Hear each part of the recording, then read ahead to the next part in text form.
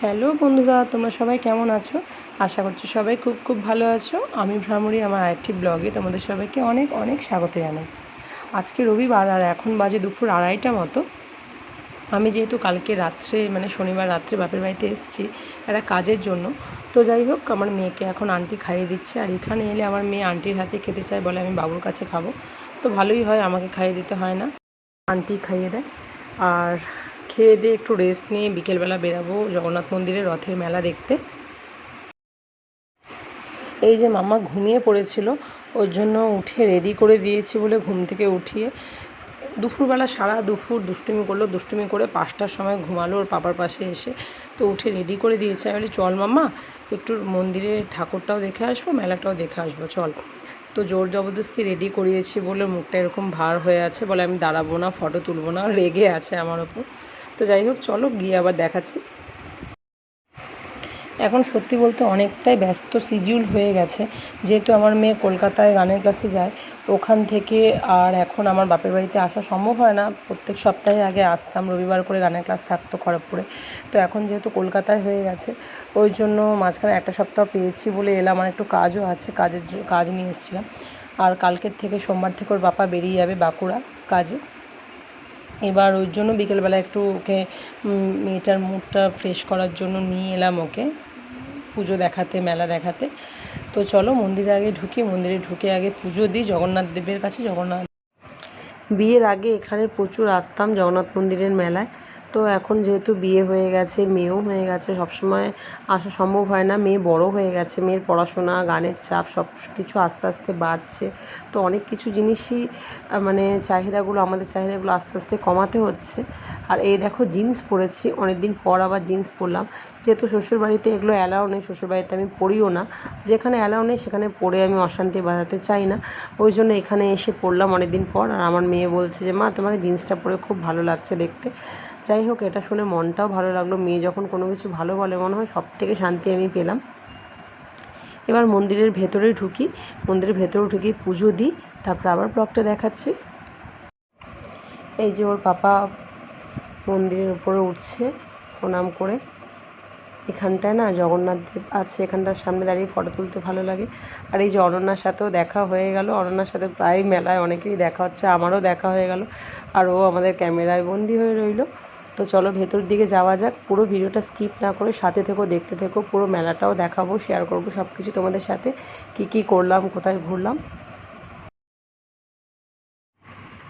এই যে জগন্নাথ মন্দিরটাকে খুব সুন্দর লাইট দিয়ে সাজানো হয়েছে। আর এক পাশে সিঁড়ি দিয়ে উঠে যে অনেকটা জায়গা ছিল, ওইখানটায় প্রোগ্রাম হয় প্রত্যেকবার। তো এখন ছোট্ট ছোট্ট বাচ্চারা প্রোগ্রাম করছে, নাচ করছে খুব সুন্দরভাবে। আর এখন মন্দিরের দিকে যাচ্ছি, ঠাকুরগুলোকে এখন ওই মেন মন্দিরে না রেখেই নিচের দিকে নামিয়ে এনেছে মেলার জন্য বোধহয়, আর পুজোর জন্য মানে রথযাত্রার জন্য। ওই জন্য এইখানটায় পুজো দেবো আর এখানটায় পুজো দেওয়া যাবে। সবাইকে জানাই উল্টো রথের অনেক অনেক শুভেচ্ছা, অভিনন্দন। সবাই খুব খুব ভালো থেকো, সুস্থ থেকো, ঠাকুরের কাছে এটাই কামনা করি। আমার পরিবারের সকল বন্ধুরা, বড়রা, ছোটরা যারাই আছো তারা সবাই যেন খুব ভালো থেকো, আর অবশ্যই আমার পাশে থেকো। আর এই যে আমার মেয়ে দাঁড়িয়ে আছে, বলছে মা আমার একটা ফটো তুলে দাও। পাশে আরেকটা ছোট্ট বাচ্চাও এসে দাঁড়িয়েছে। এবার কথা বলতে বলতে পুজো দেওয়ার টাইম হয়ে গেল। ওর বাবা প্রসাদ নিয়ে চলে এসছে ঠাকুরের পুজো দেওয়ার জন্য যেটা দরকার। এবার আমি ঠাকুরমশাইয়ের হাতে তুলে দিচ্ছি, ঠাকুরমশাই অন্য একটা পুজো দিচ্ছেন, এরপরে আমারটা দিচ্ছে।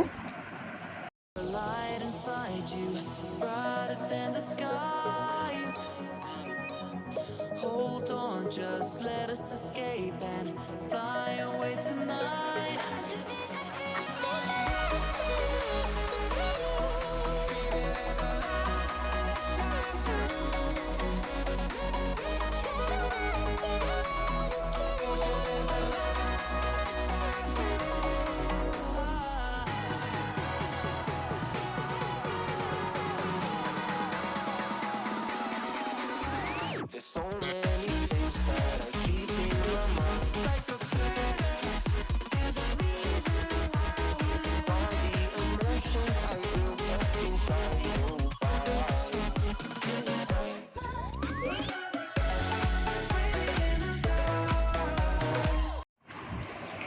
মেলায় ঢুকে এই আর জিলিপি, তারপর হচ্ছে গজা, তারপর বিভিন্ন রকম গাঁঠিয়া দেখলে না মনটা খুব ভালো লাগে আর পুরোনো দিনের কথাগুলো মনে পড়ে যায়।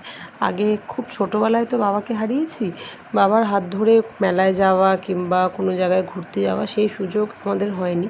কিন্তু আমার জেঠু ছিল, ছোটো জেঠু প্রচুর আমাদেরকে এগুলোর অভাব কখনো বুঝতে দেয়নি। ও সবসময় আমাদেরকে হাত ধরে আমাকে আর আমার জেঠুর মেয়েকে ঘোরাতো, মেলায় নিয়ে যেত, তারপরে হচ্ছে টুকটাক জিনিস কিনে দিত।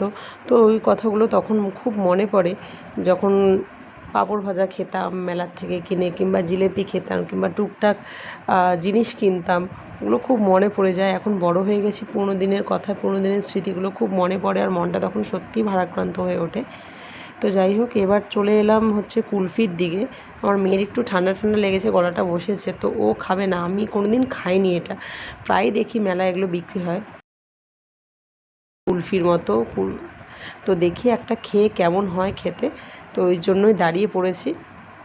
আর সত্যি খেতে দারুণ টেস্ট, ঠান্ডা ঠান্ডা লাগছিলো, মিষ্টি মিষ্টি বিভিন্ন রকম স্বাদ লাগছিলো খেতে। আমার মেয়ে সামনে দাঁড়িয়ে আছে, যতই ঠান্ডা লাগুক মেয়েকে না দিয়ে কি আমি খেতে পারি। মেয়েকে একটু দিলাম, ওর পাপাকে একটু দিলাম, আমিও একটু খেলাম। এবার আমার মেয়ে বলছে নাগরদোলায় চাপবে, তো চলো ততক্ষণে যাওয়া যাক। আর দেখো, যেতে যেতেই রাস্তায় এটাও পড়লো মেলায় 100 টাকা করে কত রকমের স্টিলের বলো সিলভারের বলো, কত রকমের বাসন, বালতি বলো, সব 100 টাকা করে। খুব সুন্দর সুন্দর জিনিস ছিল এখানে। আমি যে দাঁড়িয়ে পড়েছি, যেহেতু সংসার করি, সংসারের টুকটাক জিনিস তো এগুলো লাগেই।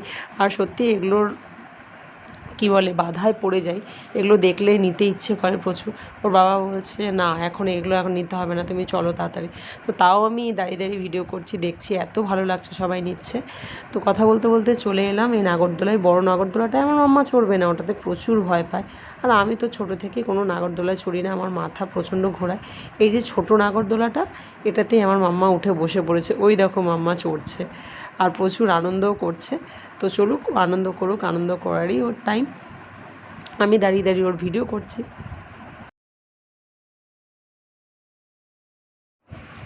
মেলায় আসবো আর কিছু খাবো না তা কখনো হয়? কখনোই হয় না। তো কিছু না কিছু তো খেতেই হবে। আমার মেয়ে তো মোমো পছন্দ করে না, আর আমার মোমো খুবই ভালো লাগে। খড়পুরে আসলে আমি একবার হলেও মোমো খাবই। আর সালোয়ার লোকেরা এটা বানায়, তো এদের হাতের তো আলাদাই টেস্ট লাগে, আলাদা লেভেলের লাগে খেতে। তো ওই জন্য চিকেন মোমো 1 প্লেট নিয়ে নিলাম। আর সত্যি গরম গরম ছিল, দারুণ করেছিল মোমোটা, হেব্বি লাগছিলো খেতে। আমার মেয়ে বসেছিল, বসে বসে এই দেখো বাঁশি বাজাচ্ছে, এটা কিনেছে। ও কিচ্ছু কিনলো না নাগরদোলায়, ওটাতে চড়লো আর এটাই কিনলো। আমি বললাম মাম্মা একটা মোমো খা, বলে না আমি মোমো খাবো না, আমি চাউমিন খাবো। তো চলো ঠিক আছে, আমি ততক্ষণ মোমোটা খেয়ে নিই। ওর পাপাকেও একটা দিয়ে দিলাম, ওর পাপাও চাউমিন খাবে মেয়ের সাথে একটুখানি। তো চলো মোমোটা খেয়ে আবার চাউমিনের দিকে যাচ্ছি। আমার মাম্মা চাউমিন ছাড়া কিচ্ছু খেতে জানে না। আমরা যেমন খড়গপুরে থেকেছি, মোমো, ধোসা, ইডলি সব রকম সব কিছুই খেতে জানি, ও জানে শুধুমাত্র চাউমিন। চাউমিন ছাড়া ও কিচ্ছু বোঝে না। এই যে আমরা সিকিম ঘুরতে গিয়েছিলাম, সিকিমে গিয়েও অনেক জায়গায় হয়তো ঘোরার তালে খাওয়ার টাইম পায়নি। কোনো কোনো জায়গায় পাহাড়ের কোলে খালি মোমো পাওয়া যাচ্ছিলো, চাউমিনও পাওয়া যায়নি, মোমো পাওয়া যাচ্ছিলো। তো একটা পিসও মোমো মুখে দেয়নি, বলে আমি চাউমিন খাবো। সব জায়গায় তো চাউমিন পাওয়া যায়নি ওখানে। তো যাই হোক, ওর চাউমিনই খালি ভালো লাগে, না খায় কাটলেট, না খায় ধোসা, না খায় ফুচকা, অনলি ফর চাউমিন। চাউমিনের জন্যই পাগল, খালি চাউমিনই খাবে। তো যাই হোক, চাউমিনটা এবার খেয়ে নিক ও, আর তারপর আমরা এখান থেকে বেরিয়ে যাব। তো এখন আমরা বাড়ির দিকে রওনা দিচ্ছি। আর আজকের মতো ভিডিওটা এখানেই শেষ করছি। দেখা হবে আবার পরের ব্লগে নতুন কোনো ভিডিও নিয়ে। যদি আমার ভিডিওটা ভালো লেগে থাকে অবশ্যই একটা লাইক করে যেও, আর কমেন্টস করতে ভুলো না। আজকের মতো টাটা, সবাই ভালো থেকো, সুস্থ থেকো।